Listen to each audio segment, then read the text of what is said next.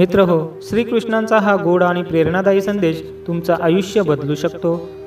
कुरुक्षेत्रानंतर अर्जुनाला दिलेला हा उपदेश आजही तितकाच लागू पडतो। हा संदेश पूर्ण ऐका, तुम्हाला वाटेल की हे माझ्यासाठीच होतं। चला तर मग आपल्या ह्या विषयाला सुरुवात करूया। कुरुक्षेत्राच्या युद्धानंतर अर्जुन काही लोकांना वाद घालताना पाहतो। त्यात एक मनुष्य दुसऱ्या मनुष्याचा इतर लोकांसमोर जोरदार अपमान करत होता। हे दृश्य पाहून अर्जुन म्हणतो, माधवा, माणसे अपमान इतक्या कटू शब्दांनी का करतात हे मला कळत नाही। समोरील व्यक्ती जे बोलत आहे त्याने दुसऱ्याच्या मनावर जखम होत आहे। कृष्ण स्मित हास्य करत पण डोळ्यात गंभीरता आणून म्हणतात, पार्था, अपमान म्हणजे शब्दांचा बाण, तो नुसता शरीराला नाही तर आत्म्यालाही भेदतो।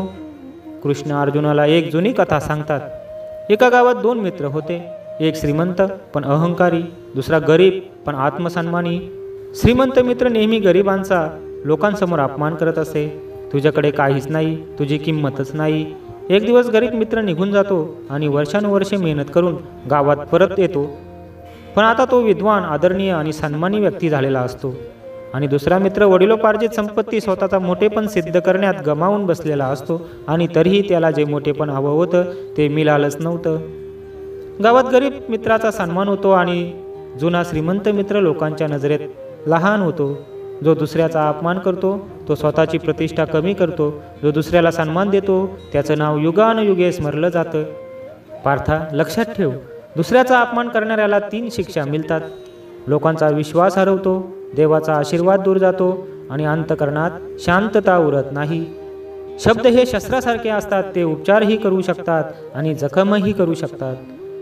जेव्हा तू कोणाचा अपमान करतोस तेव्हा तू केवळ त्या व्यक्तीला नाही तर स्वतःच्या आत्म्यालाही जखमी करतोस। फुलावर पडणाऱ्या पावसाच्या थेंबाला विचार, त्याने कधी काट्याला चिरले आहे का? अपमान हा काटा आहे, सन्मान हा सुगंध आहे। जगात तुझ्या नावाचा सुगंध राहू दे, काटा नाही। पार्था, जेव्हा तुला एखाद्याची चूक दिसते तेव्हा अपमान नको, उपदेश दे, जसं मी तुझं रथ हाकत असताना तुला दिलं होतं। कृष्ण अर्जुनाकडे पाहून म्हणतात, आजपासून लक्षात ठेव, दुसऱ्याचा अपमान करून कुणाचं मन जिंकता येत नाही, पण सन्मान करून तू हजारो हृदये जिंकू शकतोस। जेव्हा तुझं नाव घेतलं जाईल तेव्हा लोकांच्या डोळ्यात आदर असावा, भीती नाही। शब्दांनी पूल बांधा, भिंती नाही। धन्यवाद।